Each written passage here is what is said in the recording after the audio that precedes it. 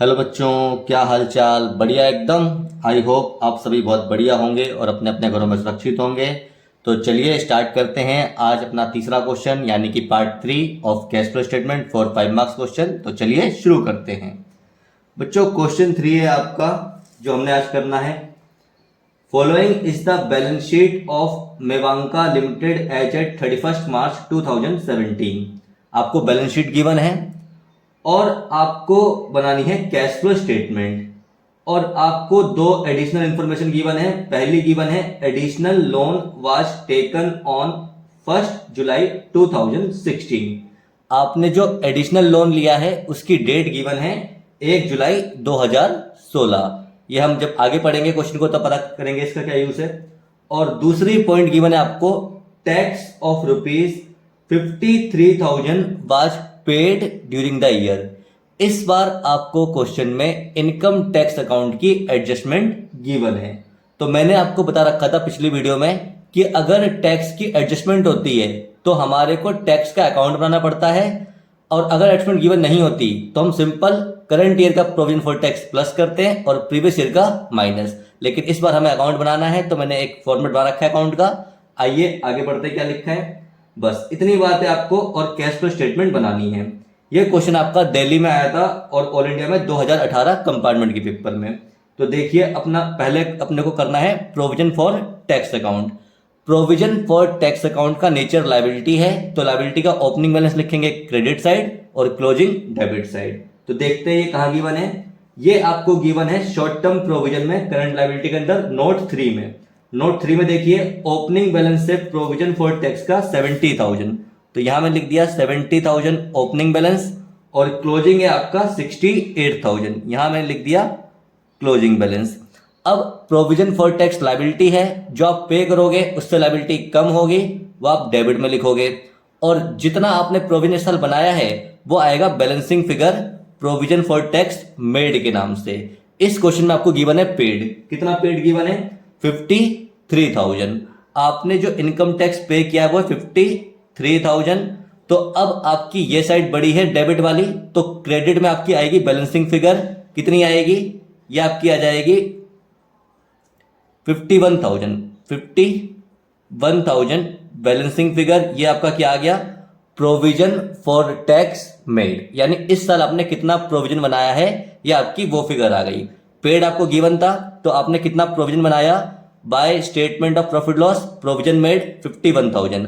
अगर आपको गिवन होता प्रोविजन फॉर टैक्स मेड तो आपकी ये साइड बड़ी निकलती, यहां पे आप निकालते कि कितना आपने पे करा है। तो आपको अगर पेड गिवन है तो मेड निकलेगा, मेड गिवन है तो पेड निकलेगा। अब देखिए इसका क्या ट्रीटमेंट है। ओपनिंग बैलेंस का कोई यूज नहीं है, क्लोजिंग बैलेंस का कोई यूज नहीं है।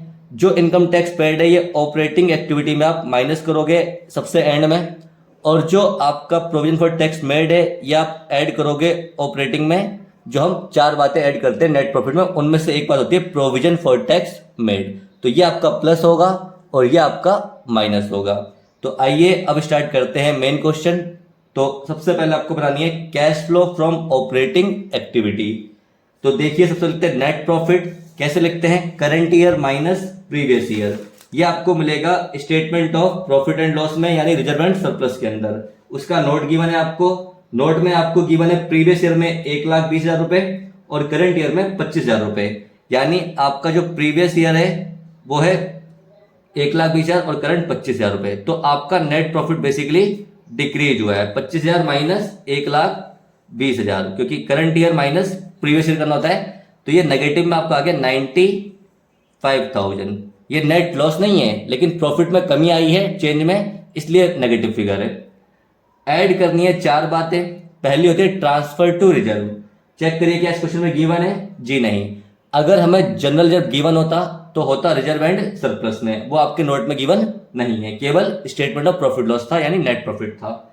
दूसरी बात होती है प्रोविजन फॉर टैक्स मेड। अब चूंकि आपने अकाउंट बनाया है तो आप करंट ईयर का नहीं लेंगे, आप अकाउंट से देखेंगे 51,000। अगर एडजस्टमेंट नहीं होती तो अकाउंट नहीं बनाते तो करंट ईयर का ऐड करते, लेकिन अगर एडजस्टमेंट है तो अकाउंट बनाएंगे और मेड वाली बात ऐड करनी है, पेड वाली बात लेस करनी है। तो ये आपका आ गया 51,000। तीसरी बात होती है प्रपोज डिविडेंड। ये आपका होता है प्रीवियस ईयर का, ये आपको गिवन होगा एडजस्टमेंट में। गिवन नहीं है तो यहाँ पे नहीं आएगा। चौथी होती है इंटरिम डिविडेंड, ये भी गिवन होती है आपकी एडजस्टमेंट में, ये भी नहीं है तो ये भी नहीं आएगी। और लेस करते refund of tax if any अगर हो, वो भी आपको गिवन होगा, एडजस्टमेंट में नहीं है तो वो भी नहीं आएगा। ये आपका आ जाएगा net profit before tax, negative में 44,000, क्योंकि नेगेटिव फिगर थी 95, पॉजिटिव फिगर थी 51, तो ये आपका आ गया नेट प्रॉफिट बिफोर टैक्स 44,000। अब सबसे पहले ऐड करते हैं heading non cash and non operating expense. पहला नाम होता है डेप्रिसिएशन। तो डेप्रिसिएशन के लिए आप देखिए टेंजिबल एसेट का क्या नोट गिवन है, जी हाँ, नॉन करंट एसेट में आपको गिवन है property plant and equipment note 4। Note 4 में देखिए आपको गिवन है मशीनरी ओपनिंग में थी 215, क्लोजिंग में हो गई 384, लेकिन हमें मशीन नहीं देखनी, हमें देखना है डेप। तो यहाँ पे गिवन है एक्यूमुलेटेड डेप्रिसिएशन। प्रीवियस ईयर में है 23,000, करंट ईयर में 48,000। प्रीवियस में 23 था, करंट में हो गया 48, यानी कितना डेप बढ़ गया 25,000।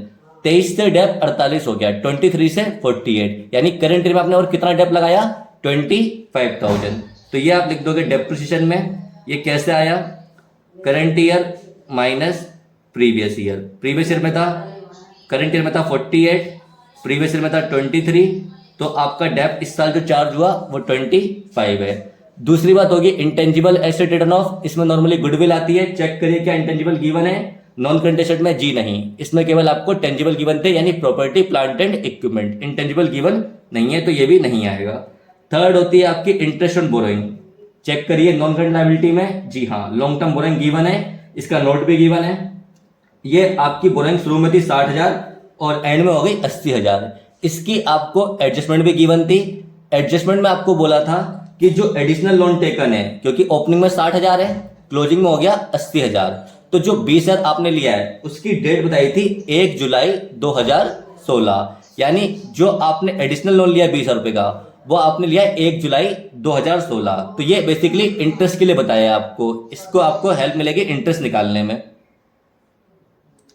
तो देखिए इंटरेस्ट कैसे निकालेंगे, जो आपका 60,000 था उस पे लगेगा पूरे साल का कितने परसेंट का रेट है, 10% का, और जो आपने एडिशनल लिया है 20,000 रुपए उस पे लगेगा 10% इंटू में 9/12। ये 9/12 क्यों आया, क्योंकि जुलाई 1 को लिया है तो जुलाई, अगस्त, सितंबर, अक्टूबर, नवंबर, दिसंबर, जनवरी, फरवरी, मार्च, पूरे 9 महीने का इंटरेस्ट लगेगा।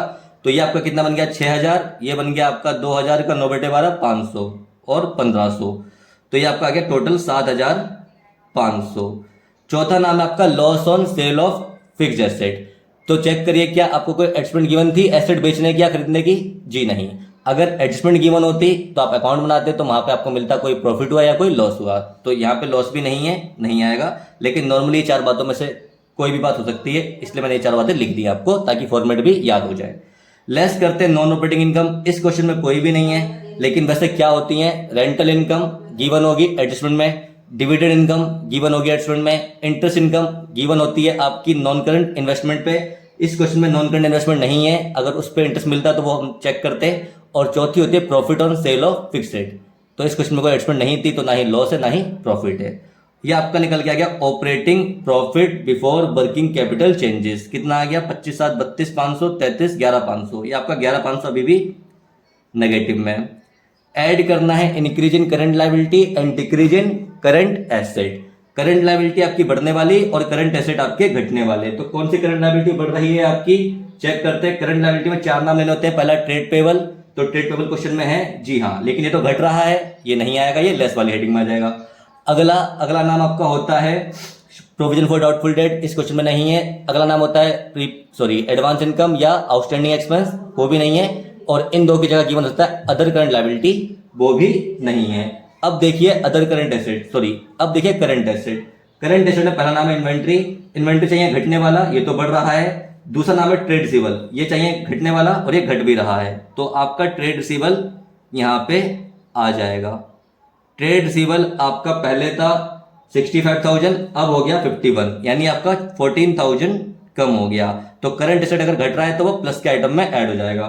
तीसरा नाम है करंट एसेट में आपका प्रीपेड एक्सपेंस या एक्रूड इनकम, चौथा। और अगर prepaid expense accrued income given नहीं है तो इनकी जगह आप ले सकते हैं अदर करंट एसेट, क्योंकि ये अदर करंट एसेट का ही पार्ट होते हैं। तो चेक करिए कि अदर करंट एसेट गिवन है, जी हाँ, अदर करंट एसेट गिवन है। ओपनिंग में 4,000 थे, अब हो गए नील, तो ये कितने कम हो गए? 4,000। तो ये आपके 4,000 कम हो गए। अदर करंट एसेट,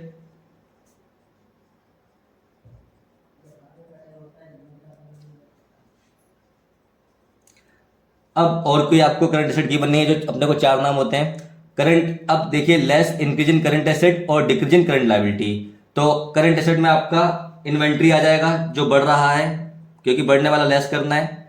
तो इन्वेंट्री आपका कितना बढ़ रहा है? ये आपका पहले 60 था, अब हो गया 67, यानी 7,000 बढ़ गया। ये लेस वाली फिगर है, ब्रैकेट में लिखेंगे। दूसरा आपका करंट एसेट में तो कोई नहीं है, करंट लायबिलिटी में ट्रेड पेबल, ये आपका घट रहा है। ट्रेड पेबल आपका घट रहा है, करंट लायबिलिटी घटने वाली चाहिए। ये आपका 20 से 6 रह गया, यानी 14,000 रुपए घट गया। तो ये वाला पॉइंट भी आपका कंप्लीट हो गया। अब देखते हैं कितना आंसर आ रहा है। ये आपका 14, 7, 21 नेगेटिव, 21, 10, 31, 31, 32, 500 और ये 18। तो ये आपका आ गया, ये आपका आ गया 14,500 नेगेटिव में। Cash generated from operation 14,500 negative में। अब आपको इसमें लेस करना है इनकम टैक्स पेड। पेड कितना है? 53,000। ये आपको क्वेश्चन में एडजस्टमेंट में गिवन था, तो आपने अकाउंट बनाया। ये आप लेस कर देंगे 53,000, तो आंसर आपका आ गया नेगेटिव में 67,500। या आप बाहर भी लिखेंगे, और अगर नेगेटिव आंसर आता है तो लिखते हैं cash used in operating activity. A part complete हो गया। अब देखिए B part, cash flow from investing activity. इसमें आपको मेनली तीन चीजें देखनी है। पहली, non current asset. Non current asset में देखिए आपको नोट गिवन है प्रॉपर्टी प्लांट एंड इक्विपमेंट का। यहाँ पे आपको नोट में गिवन है मशीनरी। ओपनिंग में 215 थी, अब हो गई 3,84,000 की, यानी बढ़ गई तो परचेस हुई है, परचेस हुई है तो पैसा गया है। पैसा गया है मतलब आउटफ्लो, वो आएगा माइनस में। तो कितना आएगा मशीनरी का?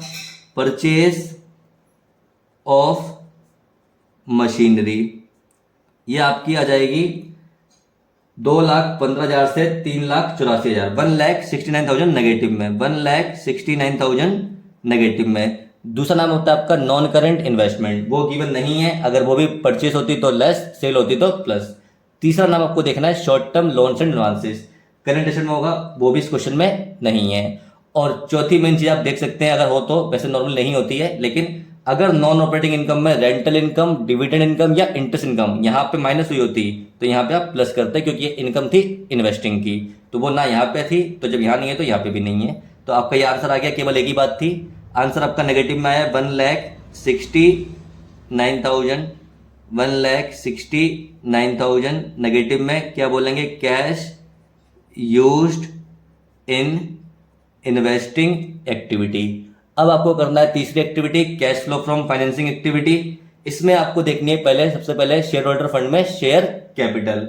तो शेयर कैपिटल आपकी 1 लाख थी ओपनिंग में, 3 लाख की हो गई क्लोजिंग में, यानी 2 लाख बढ़ गई। पैसा आया है, यानी अपने शेयर इशू करोगे तो proceeds from issue of share capital, ये आपने 2 लाख रुपए की इशू करी है, ये आपका प्लस है क्योंकि पैसा आया है। सेकंड चीज आपको देखनी है long term borrowing. Long term borrowing आपकी होती है नॉन करंट लायबिलिटी में। यहाँ पे नोट गिवन है, ये आपकी ओपनिंग में 60 थी, बढ़ के 80 हो गई, यानी 20,000 रुपए का लोन आपने और लिया है, तो ये भी आपका लोन बढ़ गया।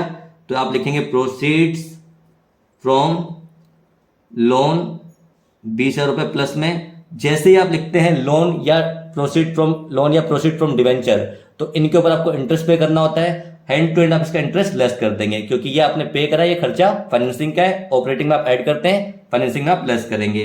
तो जैसे आप लिखेंगे लोन वाली बात या डिवेंचर वाली बात, हैंड टू हैंड इसका इंटरेस्ट भी चेक करके यहाँ लेस कर देंगे। तो इंटरेस्ट पेड ऑन डिवेंचर यहाँ पे कितना है लोन पे, ये आपने ऊपर निकाला था 7,500, ऊपर प्लस हुआ था, यहाँ पे माइनस होगा 7,500 रुपए।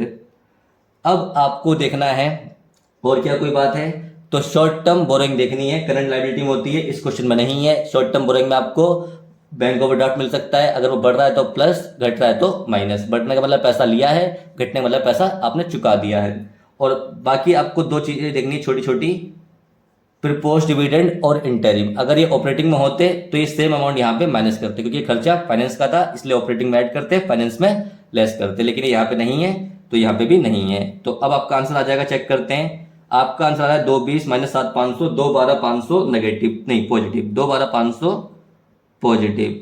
तो ये आपका आ गया 2,12,500 पॉजिटिव, और पॉजिटिव को बोलते हैं cash flow from financing activity. अब आपको ए प्लस बी प्लस सी करना है। अगर ये पॉजिटिव निकल रहा है तो कैश बढ़ा है, नेगेटिव निकला है तो कैश घटा है। तो चेक करते हैं कितना निकल रहा है आपका। ये दो नेगेटिव, ये पॉजिटिव, ये आपका 169 नेगेटिव में है। तो 169 प्लस 67,500, तो आपका ये आ गया 2,36,500, और ये 2,12,500, ये नेगेटिव 2,36,500, ये 2,12,500 पॉजिटिव। तो नेगेटिव में आपका आ गया 24,000। नेगेटिव का आप लिखेंगे net decrease in cash and cash equivalent 24,000। Add करेंगे इसमें आप opening balance of cash and cash equivalent. Opening balance आपका कितना है कैश एंड कैश इक्विवेलेंट का, ये आपको गिवन है 49,000, और ये आपको 24 नेगेटिव में आया है। और अगर करंट इन्वेस्टमेंट गिवन होती तो मैं कैश एंड कैश इक्विवेलेंट में करंट इन्वेस्टमेंट को प्लस करता, लेकिन वो मुझे गिवन नहीं है, इसलिए मुझे नहीं लेनी है। तो आपका ओपनिंग है 49 पॉजिटिव में, तो 49 आपका पॉजिटिव है और 24 आपका नेगेटिव है, तो ये आपका आ गया 25। अब क्लोजिंग बैलेंस आपका होना चाहिए 25,000 पॉजिटिव में। तो चेक करते हैं आंसर। जी हाँ, कैश एंड कैश इक्विवेलेंट का क्लोजिंग बैलेंस 25,000, यानी आपका क्वेश्चन बिल्कुल ठीक है। तो आपका क्या closing balance of cash and cash equivalent. I hope आपको क्वेश्चन अच्छे समझ में आ गया होगा। अगर कोई भी डाउट है क्वेश्चन में तो आप मुझसे कमेंट सेक्शन में पूछ सकते हैं, आप मुझसे मेरे फेसबुक चैनल पे या फिर मेरे इंस्टाग्राम पे पूछ सकते हैं। और अगर वीडियो अच्छा लगा तो प्लीज़ वीडियो को लाइक करिए, चैनल को सब्सक्राइब कीजिए, और वीडियो के अगर आपको नोट्स चाहिए तो मेरे चैनल को आप फॉलो कर सकते हैं, टेलीग्राम चैनल को, उसमें आपको इस वीडियो के नोट्स मिल जाएंगे। तो चलिए फिर मिलेंगे अगली वीडियो में, तब तक के लिए बाय बाय, टेक केयर।